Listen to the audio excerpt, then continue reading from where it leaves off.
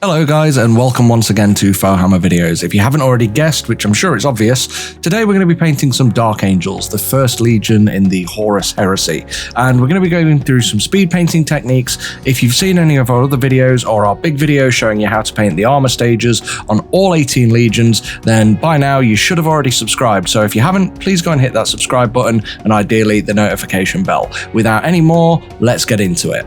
So start by priming your model in black. I'm using an airbrush primer here, which I'll list on the screen what I'm using, but honestly any black primer will do. Just get down a good solid covering on the miniature. A couple of customizations I've done on this. One of them you can't see here. So the first is the shoulder pad.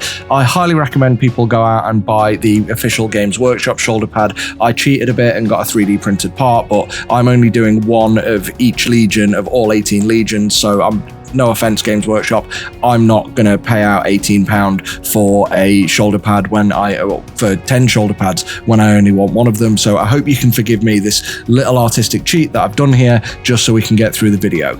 So yeah, I've put this on the left-hand side. Yes, with Mark 6 armor, it's more traditionally a studded shoulder pad, but I just wanted something that was going to be a bit more interesting. So it's a bit more setup-wise, a traditional, a more 40k style, and some of the other armor types. We're going to have the insignia on the left hand side like a traditional Space Marine that people are used to. The other thing, which I haven't added here yet, I'll go on to in a minute, is a 3D printed helmet. I didn't actually print this one myself, it was supplied to me, and I'll get onto that later in the video. And if you haven't seen my videos before, I'm going to explain what and why I'm painting. So here I'm using Corvus black. I'm not using Abaddon black, and I'm certainly not using the black primer that's on the model already. If you want to save time, you can do that. But the reason I'm using Corvus black is not actually black. It's more of a really, really dark gray. And what this does is it's going to let us shade that coat down later on. So if you use Abaddon black, if you use a primer black, you can't actually make any of the recesses darker. But with Corvus black, your eyes still read it as black, and then you can actually shade down the recesses to a true black later on. As for applying this, I'm using an airbrush, but if you prefer a dry brush method, you can also stipple this on, which would be a good way of doing it. I've seen somebody on Twitter who's actually done that using our recipe, or you can just slap it on with a brush if that's your preferred way. To highlight the main body of the armor, I'm using Incubi Darkness, and the reason for that is because the Dark Angels have quite a few red elements on them. So red is directly complementary on the color wheel to blue. So what I'm doing here, I'm not painting the model blue, but by using really, really dark blue as the highlight, you've still got that blue essence to it, so you end up with a cool black. And what it does is that also complements the red elements on the armor, of which I'm going to do the shoulder pad. So the shoulder pad was just attached with a little bit of silly putty during the priming stage and the initial base coat, but now I'm covering it completely in Incubi Darkness because the shadows of the shoulder pad are going to tie in with the highlights of the armor. As for the armor itself, I'm just going to be painting the extremities and the highest raised details on them. So things like the tops of the head, the tops of the shoulder pad, the tops of the hands and the arms, and the sides of the legs. And I'm just going really subtle with this. I'm sort of trying to paint it 50% Incubi Darkness rather than completely cover it in that color, because I just want to give a suggestion of it more than anything else. For the shoulder pads themselves, and sorry about the footage here, it went out of focus, I made sure to orient these the same way that it would be when it's on the model. So here, when I'm spraying it, I know which direction the light's coming from. So I'm adding initially 75% down the shoulder pad, Mephiston red from above, making sure to leave mostly Incubi Darkness in the shadows. To spot highlight this, I'm using Evil Sun Scarlet, and I'm painting approximately 25% of the top of the shoulder pad, again letting this fade into the earlier stage of Mephiston red. Going back to the model, I'm using some more Incubi Darkness, and this time I'm dry brushing it. Now, arguably, you can do what I did as the airbrush stage and this stage all in one go, but I wanted a smoother transition on the armor surfaces than dry brushing would actually allow. You can glaze it however you want, just follow the recipe, but what I'm going to do with this is just pick out all of the edges on the model to start to highlight the transition of the sharp details. So this makes sure that the forms, like a leg, like an arm, like a hand, the head, etc., the feet, all of those things actually stick out to you as individual shapes. And for anyone like me who loves painting minis but hates edge highlighting, here we're going to do all of the edge highlighting on this model in just a few minutes. So using Celestra Grey and a dry brush, we're going to pick out only the finest edges on the model. So we're not trying to pick out every single edge because then it'll start to smush into the surface, but using this Celestra Grey, we're going to make sure that the sharpest details really stand out. So just get as much paint off your brush as you can and then work it slowly and steadily into all of the outermost details, all of the extremities, and let the model essentially paint itself. So here's a quick segue and a recap into the helmet that I chose for this model. With the Dark Angels being somewhat based on Old English knights, I really wanted one of those Templar style bucket helms, not Black Templar style, but Old English Knight Templar style. So I actually got this from Archies Forge, who he was nice enough to send me a few of these, and even though he was expecting to go off any minute to have his child with his partner. So really, thanks Archie. I just want to say cheers, thank you. I hope people go and visit your site because there's some great customization and conversion components on there. But it took no time at all to get this painted up, just following my earlier steps. So black primer, then some Corvus black, then some Incubi darkness, then dry brushing Incubi darkness, and then finally some Celestra Grey on the edges. And I made the head a lot brighter than the rest of the model because it's a part that I really want to stand out. So with it being lighter, it should naturally draw your eye more than any other part of the miniature.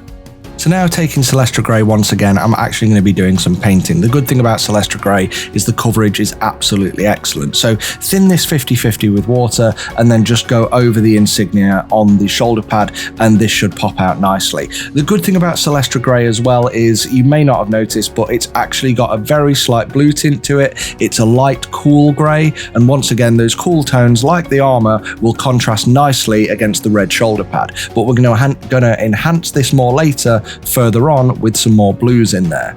For the soft parts of the armour, I wanted something quite dark and dim and muted. It's not something you want bright and colourful because it'll take the eyes away from the rest of the armour too much. Now, if I went with black, that'd look a bit boring and dull. The armour's already black, so I chose Rhinox Hide once again. The armour's blue, Rhinox Hide has some red tones, so it's going to give us some contrast, but only slight contrast to the armour plates on the model, and it's just going to help everything else stand out and make the colours pop just a little bit more.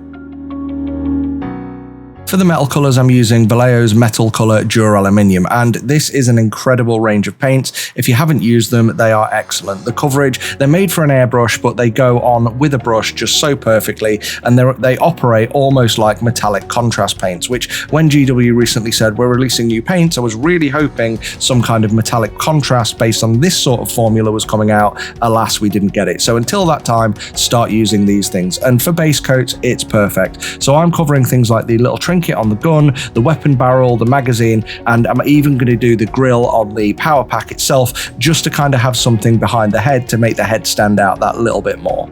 Now, one thing I forgot to do, and you should really do before the metallic stage, is use some Corax White to highlight the gun. Now, whilst the armor's got a cool black, the gun itself, the weapon, is actually a more neutral black. So with this, I'm using the more neutral Corax White, a slightly darker than white in order to highlight the edges on the gun. It doesn't really matter here that I've done the silver stage because silver's metallic grey anyway, so if I do end up picking up some paint on the silver parts, you're not going to notice it in the final step. To shade the silvers, I'm going to make myself what I like to dub Nulngrax Oil Shade. Yep, that's a mouthful, but it's basically Agrax Earthshade with a couple of drops of Nuln oil put in order to make it darker. And this mix will basically cover all of the metallic parts on the armor, giving us a really dark and dirty brown color, which is it's a little bit more interesting than black and a little bit more darker than the natural brown. And I know I tend to favor oil paints when it comes to shading models, but with oil paints, you tend to get a very sharp transition a lot of the times, especially on metallics, whereas I want a very smooth and faded transition so that the metallics themselves actually look worn and weathered, and you can see a lot of fade and natural color across the surface of the metal parts. So I am going to use an oil wash later, but this just gives us a first stage of shading down. So with the eyes, we're going to copy most of the recipe that we used on the shoulder pad. And yes, I know that this is a loyalist marine and really red eyes should be reserved for the traitors, soon to be heretics. But honestly, I think this contrasts nicely. And with this being speed painting, one of the keys is reducing and limiting our color palette. So to do this, just paint out the entire eye. Don't worry about getting some on the edges as well, because it looks like glow, but just with a nice wet Mephiston red, paint out the entire eye using this paint, and we'll darken it down later. And then for the next bit, just like the shoulder pad, we're going to take Evil Sunz Scarlet and we're going to paint maybe 25 to 50%, so somewhere around 30-40% of the front of the eye, just to try and give it a glow. If you can, really be controlled with this. I've stepped down to my Artis Opus size 1 brush because this gives me a lot more control and stops the paint being as watery, so I can get a nice neat line within this tiny little gap on the head.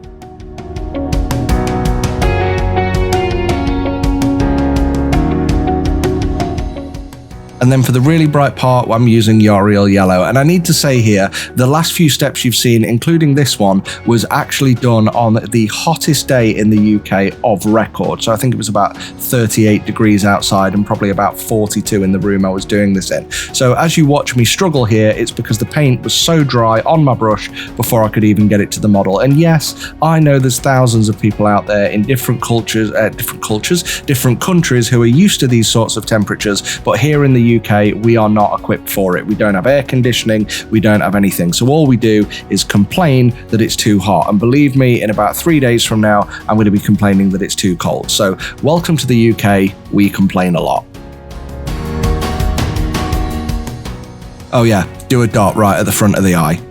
So now, as a pre-decal and pre-oil wash stage, I'm going to cover the entire model in gloss varnish. Again, I'm using an airbrush here, but if you've got a spray gloss varnish, ideally the shinier and more reflective and glossy, the better for the next stage. So if you've got any acrylic, not acrylic, this is acrylic, if you've got any enamel-based spray varnishes, then they would be a lot better than this, because you'll get a much more hydrophobic surface, which is brilliant for any type of wash that we apply in the next stage.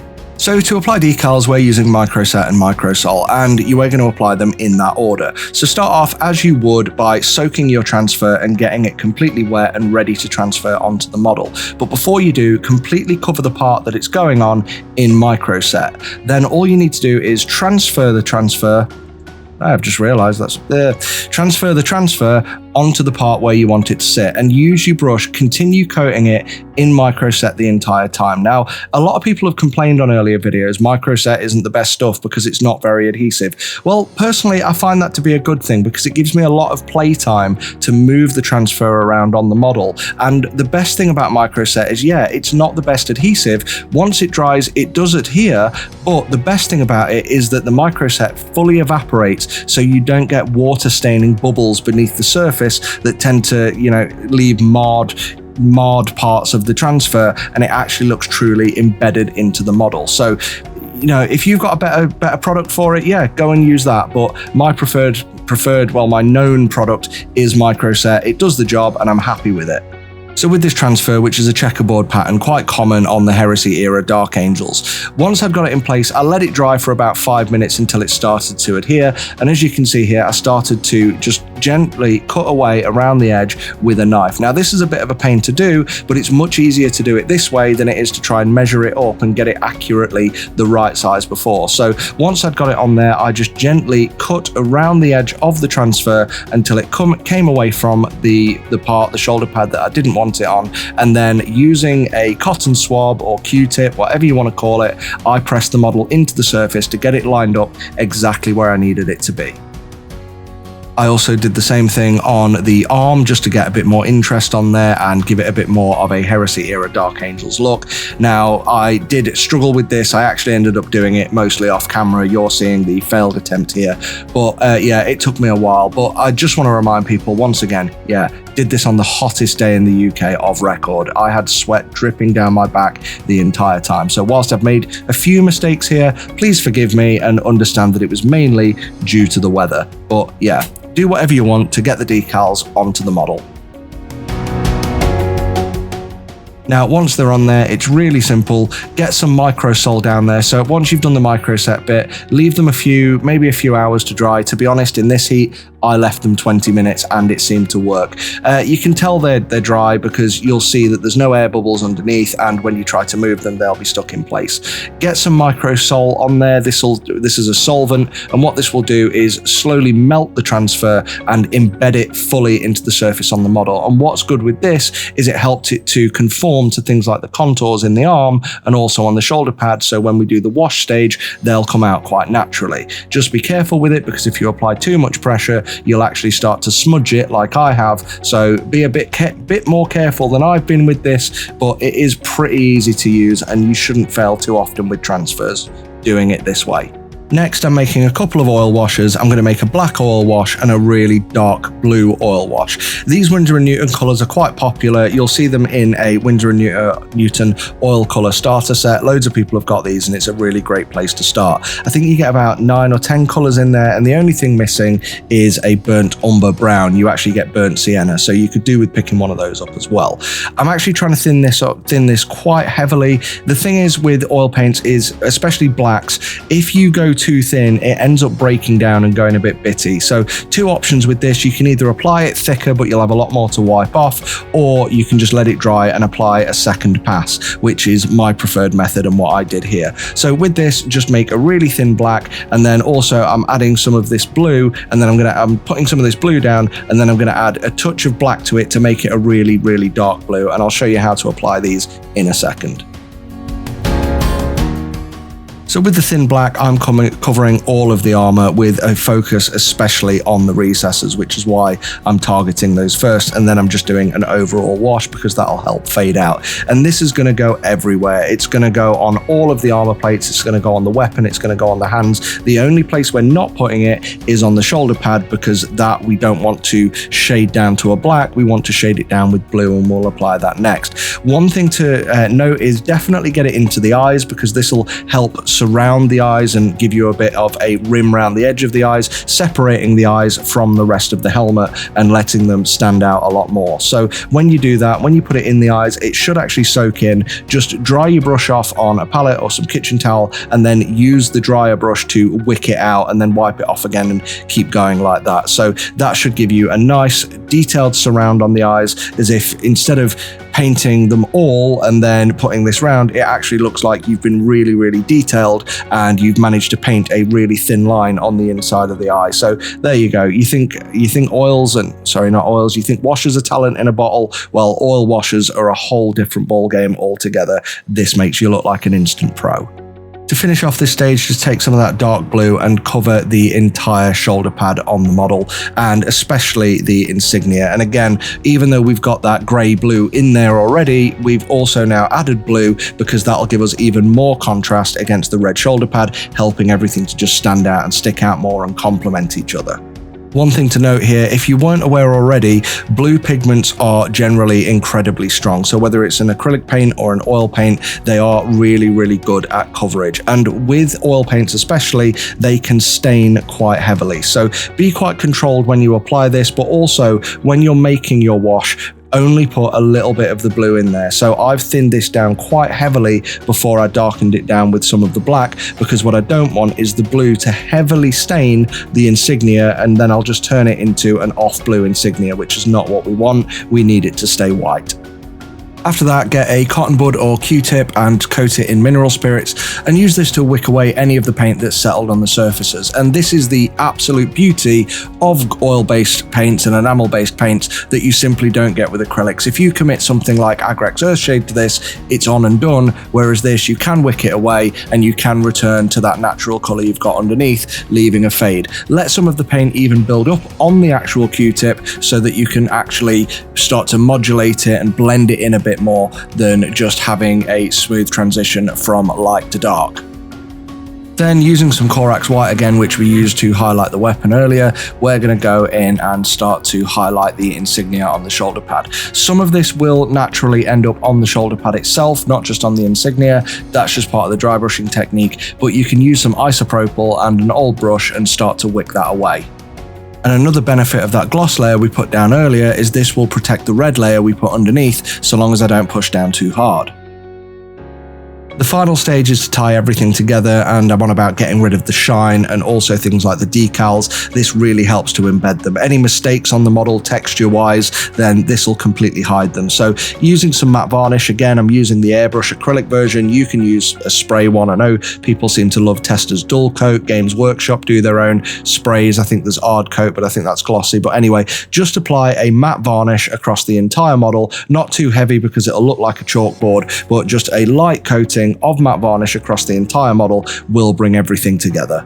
So as for basing the model, I've absolutely fallen in love with these base ready products from Geek Gaming Scenics. You probably know Geek Gaming, Luke, formerly Luke's APS, but Luke sent me some of their base ready range, and this pine forest cover is absolutely excellent. And the reason I love these is with the texture paints, you've got to put the texture paint down and it's really hard to do whilst avoiding parts of the actual model that the base, that's on the base with it, but then you've also got to paint it whilst avoiding the model and do all the other things. With this, it is literally apply some of their quick drying glue, not PVA because after time that'll curl and go horrible, but this rubbery, almost elasticy glue that you can get from Geek Gaming is absolutely perfect from this. Much easier to control on the base of a model, and it is just a case of coat the base in it and then dip it into a pot of one of these products, and there you go, instant base. So if you're like me and you're into speed painting, I think this looks great with this Death Guard, and he does a huge range. I've already used the Martian Earth on a previous video, and he's got a Grimdark Earth, which I'm probably going to end up using for the majority of these legions when I come to paint them, because it just gets, they're somewhat impressive looking bases in absolutely no time at all. Really, really controlled thanks to the glue. I absolutely love them. So I hope that's enough of an endorsement, Luke. Like, I know you sent me these for free with no expectations, but I'm telling people I absolutely love them, and I hope they come and buy some as well. To finish the model, just paint the rim of the base in Vallejo 950 black. You can paint it whatever color you like. I prefer black for my models. I think kind of like the mount in a picture frame, it helps the models stand out as an artwork. But if you want to do something that matches the style or theme of your army, go ahead and do that. But if you're painting it black, Vallejo model color 950 black is definitely the way to go. And that's it, guys. That's my attempt at a Space Marine. Obviously, you can go whatever way you want with this. You can leave it with the standard beaky helms or get the Games Workshop upgrade sprue. But I hope you like the approach and the color theory applied here as to why we've gone with a blue hue to the armor, because it contrasts nicely against the red. And you don't need to paint it this way. Obviously, a lot of the ways that they've done it is they just paint all of the armor blue. The shoulder pad itself is blue, and then only the insignia is painted in red. But I wanted to do something a little bit more striking with a lot more red contrast on the model, and I think this has come out really nice. Let me know what your thoughts are. I'm quite impressed with it. I like it myself, but let me know what you think down in the comments. Please give thanks to our patrons and consider becoming one. They're on the screen as you can see now. And if you do like our content, please subscribe so that you don't miss videos in the future, and hit that notification bell so you can see the premieres when they go live. Consider signing up, being a patron yourself. I think that's it. I've said all my like, comment, subscribe stuff. You know what? I say this with every video. Subscribe if you want. Honestly, I can't force you to do it, or just lurk and see what videos you like when you come across them. I'd love it if you would subscribe. It'll help me grow the channel. You do you. Your call. Anyway, thanks a lot for your time. I really hope you like this. See you all next time. Fohammer out. Oh yeah, check out our new outro screen.